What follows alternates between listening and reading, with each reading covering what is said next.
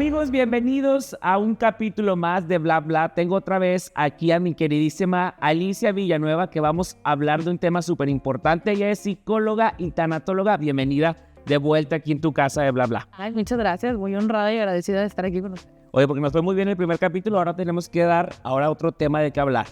Ok, sí, yo creo que es un tema muy en tendencia y que últimamente pues las personas han estado hablando mucho y en redes sociales pues se ha gustado mucho también. Que es de la ansiedad. Quiero primero que nada, porque sé que hay gente allá afuera que de pronto por estar en tendencia o está muy sonado el momento dicen yo tengo ansiedad, pero sin saber el significado de qué es esto. Así es, sí, y yo creo que podemos empezar hablando de qué es ansiedad y qué no es ansiedad. La ansiedad prácticamente es esas reacciones que hay en nuestro cuerpo ante un peligro que no es real, es decir, está basado en el futuro. El miedo constante a voy a fracasar, me va a salir mal, el mundo se va a acabar, algo muy malo va a suceder. Sin embargo, la amenaza no es real. El miedo es real, pero la amenaza o ese factor amenazante pues no está existiendo. A diferencia del miedo.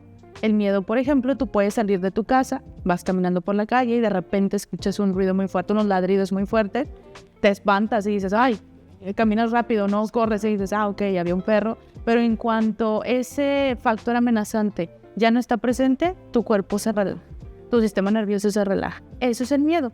Pero en la ansiedad es como un sistema de alarma o de alerta que está todo el tiempo prendido.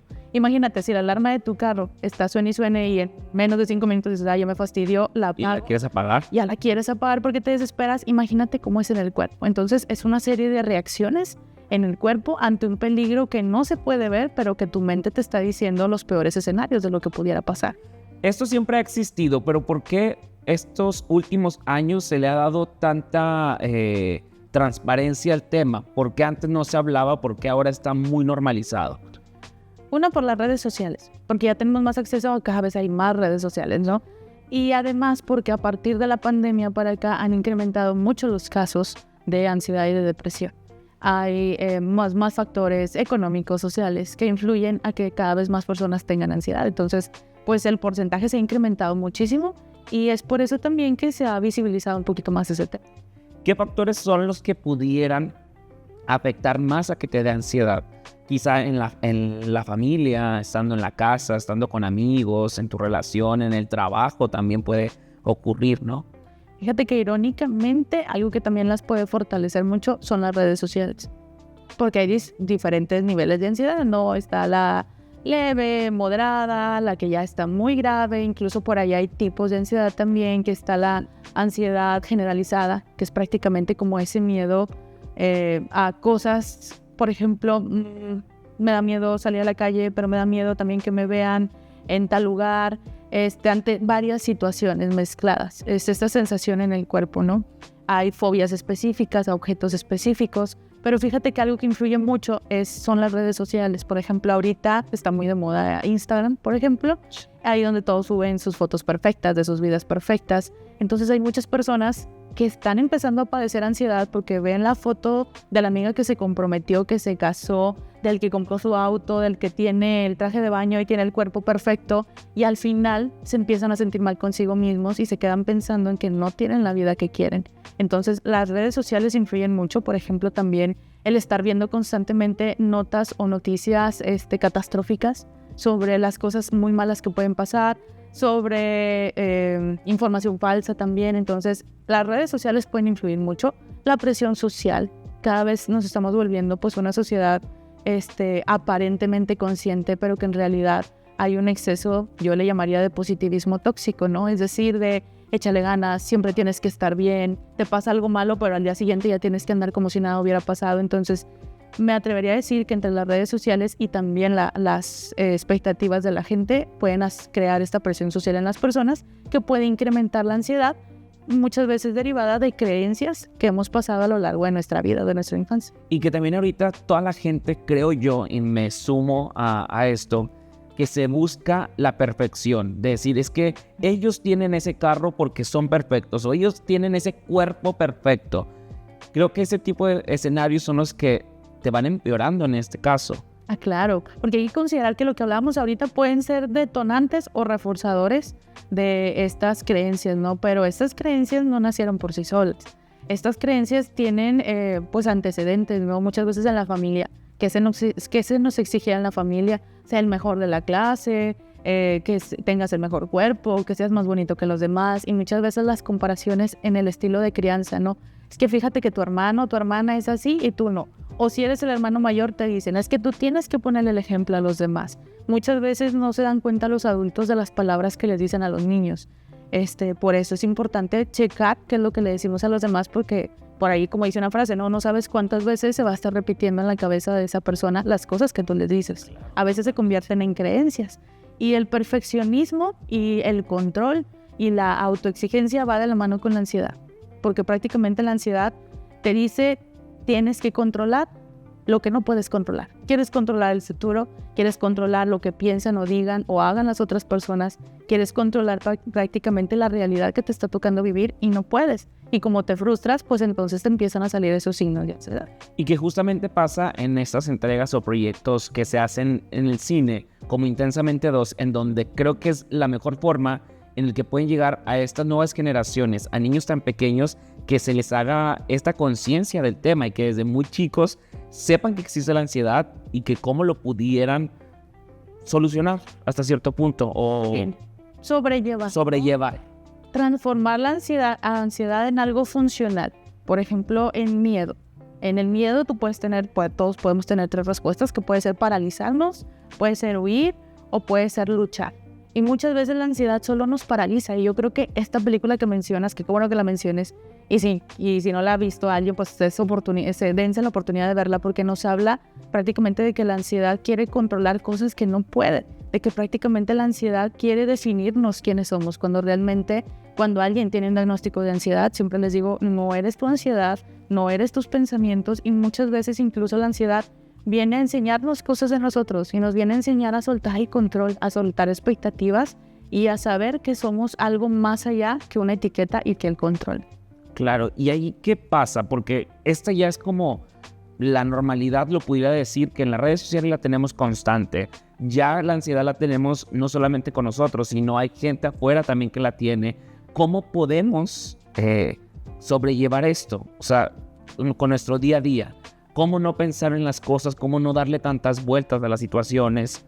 El asunto no es solo pensar las cosas, el asunto es que nos la creemos. Por ejemplo, ahorita que hablábamos de la ansiedad y lo que veíamos en la película, para no spoilear tanto, ¿verdad? Pero se habla mucho en las películas de los ideales, de la autoexigencia, de decir, es que yo quiero ser como ella, yo tengo que ser buena, yo tengo que ser perfecta. Y el asunto no es solo, como te decía ahorita, pensarlo, sino que nos lo creemos. Lo hacemos como las reglas de nuestras vidas, ¿no? Tengo que ser el mejor, tengo que ser la mejor, no me tengo que equivocar, qué vergüenza que todos los demás me digan que la regué en algo, entonces mejor me voy creando esta imagen irreal y a la vez ideal de mí que no coincide con la realidad, y entonces me encierro en eso. Y por eso es bien importante que cada vez lo toquen desde edad más pequeñas, porque muchas veces los niños los meten a 1000 clases y los niños se exigen muchísimo y se olvidan de ser niños, porque se están exigiendo ser buenos todo el tiempo en algo y se olvidan de realmente ser good me.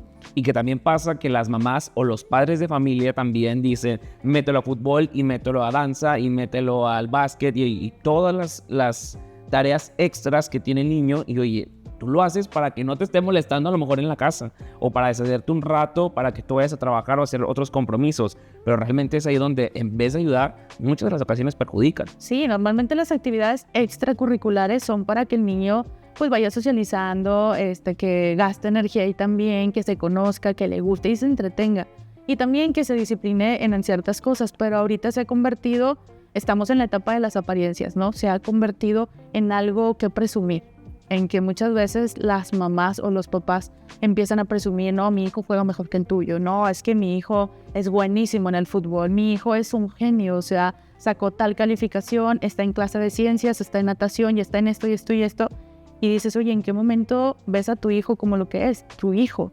Pareciera que se ha convertido en algo que hay que presumir. Entonces, quieras o no, las apariencias también hacen que a veces las expectativas pues estén a la orden del día, tanto en ellos como papás y en los hijos también.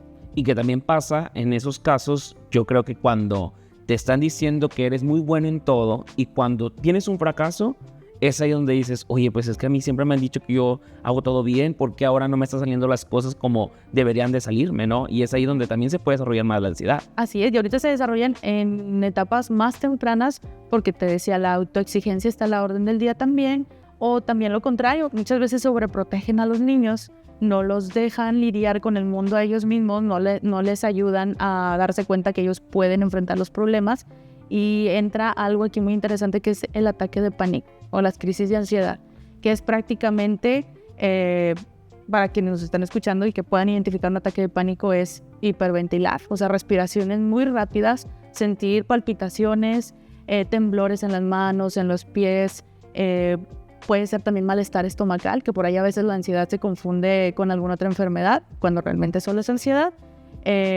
Sensación de que te estás volviendo loco, despersonalización le llaman, sudoración, entonces sensación de ahogo, boca seca. Entonces muchas veces se dice que 4 de estos síntomas al mismo tiempo o más ya es considerado un ataque de pánico. Y muchas veces cada vez los niños lo están sintiendo de más temprana edad. Por ejemplo, los chicos que no pasaron para una facultad, o los que no quedaron en la prepa que querían, o reprobaron un examen, o que fueron exhibidos delante de sus compañeros, entran en esta situación, tienen un ataque de pánico y muchas veces pues los papás o los mismos maestros pues no están informados y creen que es algo que se pasa solo, cuando realmente pues hay que acompañar a la persona. Totalmente. ¿Y qué hay que hacer la persona que está viviendo o que está pasando por este ataque de ansiedad? ¿Qué es lo que debería de hacer como para poder tranquilizarse? Mira, algo que vamos a encontrar mucho en redes va a ser respiraciones, como para hacer ejercicio, hacer yoga, meditación, pero muchos lo encaminan hacia controlarlo. A lo mejor esto va a sonar un poquito controversial, pero hay que hacer lo que es anti-intuitivo, ¿no? Que es no evitarlo, sino afrontarlo. No hay mejor manera de enfrentar y de afrontar la ansiedad que viviéndola. Es decir, muchos respiran para controlar la ansiedad, para no tener el ataque de pánico, para no sentir todas esas sensaciones que es despersonalización, mareos, sudoración, etcétera. Y dicen, no lo quiero sentir, mejor respiro. Pero al final del día terminan sintiendo más ansiedad, porque se dice por ahí que ante lo que te resistes te terminas sometiendo, ¿no? Entonces, primero va a ser necesario contactar. Olvídate de querer controlar la ansiedad. Muchas veces no la podemos controlar al inicio, pero sí vamos a aprender a sobrellevarla. ¿Y qué es sintiendo? Describe lo que estás sintiendo, pasa el cuerpo, porque la ansiedad es mucho pensamiento, es mucho estar futureando. Bueno, deja de pasar el pensamiento. Vete al cuerpo, ¿qué estoy sintiendo en este momento? Me estoy sintiendo nerviosa, me estoy sintiendo temblorosa, tengo miedo, me siento fría, etc. Empieza a describir lo que te pasa. Vas a ver conforme vas describiendo lo que te pasa, poco a poco va empezando a ceder y ahora sí vendría el siguiente paso, que es la respiración. Y deja que salga esa ansiedad. A veces yo les recomiendo, agita las manos, puedes brincar, porque prácticamente la ansiedad es una energía que te está avisando que hay un peligro, y te quiere cuidar. Al final del día el miedo es una emoción protectora que viene desde nuestros ancestros, que si no la hubiéramos sentido y no la hubiéramos usado de buena manera, nos hubiéramos extinguido. Y no nos extinguimos. Más bien te está diciendo hay un peligro, viene un depredador, pero como aquí no hay un depredador más que tu mente, por eso va a ser importante primero sentir y luego empezar a sacar esa energía. Si quieres agitar las manos, brinca, grita, llora. Muchas veces después de un ataque de ansiedad alguien llora, se vale llorar, y luego ahora sí empieza a preguntarte, ¿esto que me está pasando, este miedo que siento, es real? Y pregúntate, ¿qué miedo tengo? ¿Tengo miedo de ser la peor o el peor de todos? ¿Tengo miedo de ser un fracasado? ¿Tengo miedo de X cosa? Pregúntate, ¿en este momento me está pasando? Ahora sí, ya que respiraste, ya que sentiste. A lo mejor la respuesta va a ser no.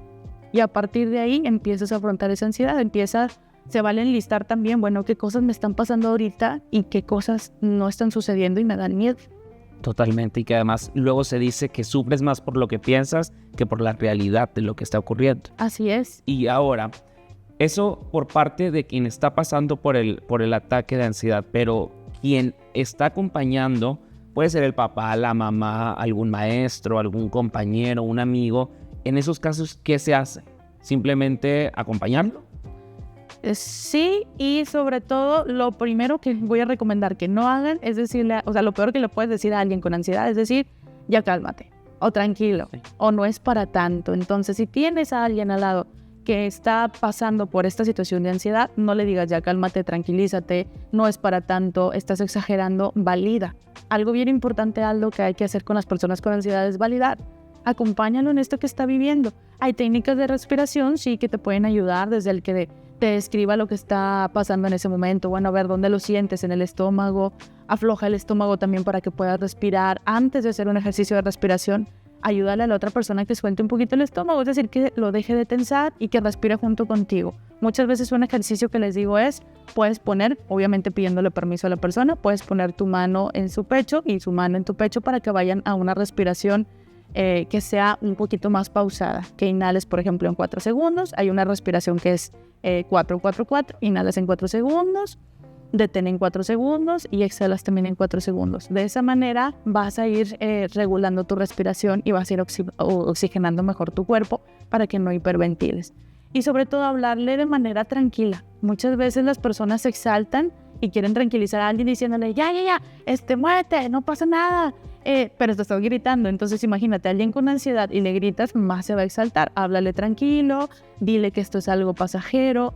El ataque de pánico, lo bueno entre comillas es que dura poco, puede durar de segundos a minutos. Lo malo es que se siente muy intenso y hace ver como si es más tiempo. Pero háblale, te estás teniendo un ataque de pánico, lo que estás pensando no es real, estás en un lugar seguro, yo soy una persona segura para ti, vos no vas a estar sola o solo, te voy a estar acompañando. Y es muy probable que si le das esa seguridad a la persona, pueda sentirse un poquito más tranquila contigo. Y que de pronto también quieren como ser motivadores o como que, oye, levántate, esto no está pasando, tú eres un chingón, tú eres un fregón, tú tienes toda la fuerza. Y realmente es que, oye, pues claro que lo quiero hacer, pero no se puede. Así es, Sí. por ejemplo, el famoso, yo no creo en el échale ganismo. Muchas veces échale ganas, tienes muchas cosas por las cuales ser feliz y estar tranquilo. Lo cierto es que eso no influye en que te dé ansiedad, en que tengas ansiedad o un ataque de pánico. O sea, eso te va a dar teniendo dinero, teniendo familia, pues no.